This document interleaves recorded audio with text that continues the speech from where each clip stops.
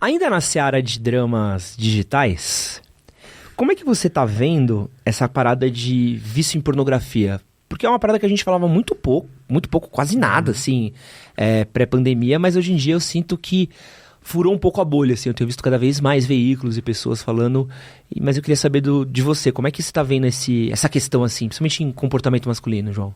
É importante que isso vire uma questão, né? Porque, de novo, é um problema que traz consequências muito sérias. Tem até uma entidade médica, assim, uma doença médica que é disfunção erétil relacionada a vício de pornografia. Tem estudos sobre isso e tal. E, de novo, as alterações, elas chegam ao nível químico, de mudar circuitos de dopamina do cérebro, enfim. E, de novo, é um curto-circuito, né? Ou seja, você consegue ter um prazer rápido, sem conversar com ninguém, sem ter nenhum tipo de, né, dificuldade, né? Depois se relacionar com alguém se torna uma coisa difícil, cheia de desafios, chega a ser desinteressante para uma pessoa que vai se acostumando. Aí você vai colocando, né, nesse caldo de cultura desses incels também, quer dizer, né, vai virando uma bomba, vai né? virando uma bomba, né? Então, a pornografia, ela mexe com circuitos cerebrais, né? Tipo, é importante dizer que não é uma questão moralista de falar assim, não vai ver pornografia. Cada um faz o que quiser, mas assim, é importante entender que esse vício... E aí também não é todo mundo que consome pornografia que tem um vício. Uhum. Aí tem alguns sinais de alarme, tipo assim, o cara não consegue ficar sem se masturbar, ou ficar sem consumir pornografia.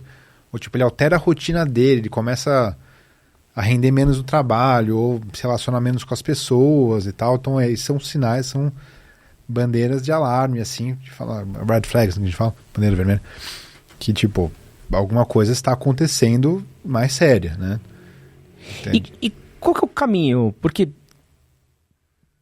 sei lá, como é que você corta isso? Porque é uma parada que eu acho que a gente sempre conversa muito, mas dá pra zerar isso? Você falou que mexe em cérebro, em circuitos de recompensa, coisa de comportamento, mas como é que eu consigo voltar a um estado relativamente normal? Existe um normal até pra gente seguir? Esses circuitos, né, de dopamina, de recompensa, eles são plásticos, de certa forma. Assim como você criou uma coisa que tirou o equilíbrio dele, você pode, de novo, voltar a um equilíbrio, né? É importante entender, o caminho, normalmente, um dos principais caminhos é psicólogo, enfim, terapeuta sexual, enfim, tentar entender o que está levando aquela pessoa a ter esse vício em pornografia. Porque não basta simplesmente você falar assim, pornografia é ruim, para de assistir, né? Então, tem os gatilhos, né? Então tem gente que se masturba mais, ou quando está sozinho, ou quando está com tédio, ou quando está tenso, com alguma ansiedade, alguma coisa, e vai lá e desconta. Igual, assim, poderia ser fumar um cigarro, comer um chocolate, comer doce, açúcar, coisa que dá uma... Às vezes o cara faz tudo isso. Às vezes faz tudo isso. Que é a combinação perfeita pra saúde ir embora. Sim, mas você percebe que são coisas que eu tô dizendo que elas te dão um prazer imediato, né? Você comer um açúcar, você fumar um cigarro, ou usar outra droga, né? São coisas que dão prazer para um cara que está sofrendo com algum tipo de problema de ansiedade, outra coisa. Então, o caminho ali é entender, bom, primeiro, tem algum gatilho, alguma coisa, ou só porque o cara tá com tédio ou sem atividade, né? Então, existem várias estratégias. Uma delas é tentar entender os gatilhos, para combater esses gatilhos, e se tiver ansiedade ou compulsão, alguma coisa, tratar de forma específica. Também entender o que na rotina pode fazer com que você evite isso. Por exemplo, se você ocupar o seu tempo livre, se ocupar de outra forma, com atividades de esporte, atividades sociais, com amigos e tal, você preenche o tempo que você estaria ocioso e mais propenso a se masturbar. Então tem que fazer um mapeamento e entender o que passa na cabeça de cada pessoa que está passando por isso. Em casos mais extremos, você pode dar até algum remédio para diminuir a libido. É que daí seria mais uma questão não só de vício em pornografia, mas mais um desejo sexual hiperativo, que a gente fala, né? Pô, mas dá pra, tipo, sabe, minha testo tá muito alta e eu viro um... Até dá para baixar a testo. A gente faz isso em situações específicas de outras coisas, por exemplo, em alguns casos de câncer de próstata, Tá. A gente dá remédio para zerar a testo. Não, mas se eu tiver com a testo alta, eu fico tesudão a ponto de precisar o tempo todo tocar uma? Ou não tem uma relação... Não, na verdade, assim, ó. Quando a testo tá baixa, a sua libido cai. Tá. Se você tá com a testo alta, mas alta saudável, do tipo assim, do cara que tá malhando direto, que tá dormindo bem, que tá tomando sol, fazendo... Você fica com uma testo saudável, né? A testosterona fisiológica por si só, por mais que seja uma pessoa que tá malhando bastante, que tá, comendo direitinho e tal, daí fica alguma testo lá de 900, 800, 1000, que é uma faixa fisiológica mais alta, beleza, isso não deve trazer consequências. Uma pessoa que está tomando injeção direta com uma testo de 4, 5 mil, aí a gente não sabe, porque realmente você está extrapolando muito o funcionamento fisiológico. Mas a compulsão sexual e o desejo sexual hiperativo são outras coisas.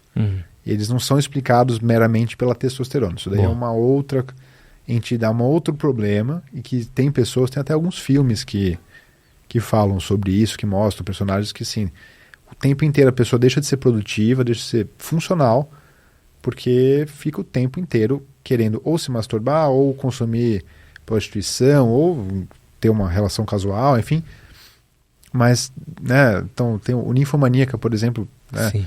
E tem aquele outro filme que daí é sobre a compulsão masculina, né, que é o Shame. Shame, bom. Tem um outro legal também, você já viu Como Não Perder Essa Mulher, que é um nome horrível em português? Não chama conheço esse Don filme. John, em inglês. Em inglês é melhor o nome. Tá. É de um cara viciado em pornografia. Tá. Esse é muito bom, esse filme. Muito bom. Mas o Shame também é pesadíssimo, né? Então, e aí mostra bem, assim, que às vezes tem esse perigo de romantizar o cara que ele quer transar toda hora, porque, porra, ele é macho pra caramba. E não é, se você entender que aquele personagem ali, porra, ele tá sofrendo muito, né? Que a vida dele Não, esse filme é desgraça. Disfuncional. Não, esse filme da irmã, né? Que tem a irmã no... É o da irmã. Esse filme é bizarro. Eu não lembro da irmã. Cara... tem a irmã. Ele tem uma irmã, é verdade. Esse filme é bizarro. É o Fassbender, né? É o Magneto. Já viu o Magneto pelado? Porra, deixa eu falar ali que tá armado ali o Magneto ali. E aí eu queria perguntar também, aproveitando ainda que, só pra gente matar esse tema de pornografia, vice-pornografia, como é que tá a visão da classe médica, do pessoal que tá fazendo tratamento?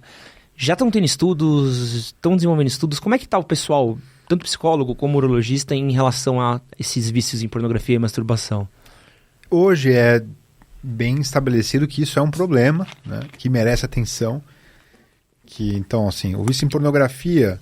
Porque até, para quem está ouvindo, não quero confundir um pouco o que é vício em pornografia, o que é desejo hiperativo, são duas coisas diferentes, né? Que, inclusive, às vezes o cara que está com vício em pornografia, é o contrário, ele não quer mais transar com ninguém porque ele já esgota toda a libido dele na masturbação, né? Mas o vício em pornografia, ele traz consequências concretas, ele diminui o relacionamento com outras pessoas, enfim, tem várias coisas. Normalmente, o psicólogo, o psiquiatra são os que estão mais acostumados a lidar com isso. O urologista, muitas vezes não tem um repertório de tudo que precisa ser feito para um caso assim. Tá. Então, o psiquiatra, o psicólogo são profissionais bem interessantes para abordar de uma forma... Ou, na verdade, um uro com um psicólogo, uro com outro profissional de saúde mental, mas é importantíssimo ter uma abordagem de saúde mental. Mas tem alguma consequência fisiológica pro pênis, por exemplo? Um excesso? Você é um cara que faz todo dia há 30 anos. Não, assim, no sentido de... Não gasta, sei lá. Se a masturbação ela aumenta ou diminui a testosterona, por exemplo, essa resposta essa pergunta não tem uma resposta definitiva. Ah, não? Alguns estudos mostraram num caminho, né, de que se masturbar aumentaria ou diminuiria a testo. Outro estudo mostrou o contrário. Então, quando é assim, a gente fica meio sem resposta, mas no mínimo a gente sabe que se tem algum efeito é pequeno, porque se um estudo uma hora mostra uma coisa, no outro mostra uma outra, é diferente. Porque, assim, a relação entre cigarro e câncer de pulmão, tipo, qualquer estudo que você fizer vai mostrar de uma forma muito clara. Então, quando os estudos você vai fazendo, dá um pouquinho para mais, um pouquinho para menos, é um erro estatístico que às vezes está no 0 a 0, Daí vai mostrar 1% a mais, entendeu? Um pouquinho a mais, um pouquinho a menos, mas a gente imagina uma interpretação desse compilado de dados é que um efeito expressivo, assim, em princípio não tem. E mecanicamente também, o pênis não... Ele aguenta o tranco de... Não quebra, né? Aí, Pedrão, fica na boa aí. Até quebra, mas em situações específicas que não na masturbação. Esse que você acabou de assistir foi um corte do nosso podcast com o Dr. João Brunhara. Se você quiser assistir o episódio completo, pode clicar nele aqui do lado pra ver. E se você quiser comprar suas cuecas com desconto, o cupom MHM15 te dá 15% de desconto nas compras na Cueca Store. Link na descrição do vídeo e no primeiro comentário fixado.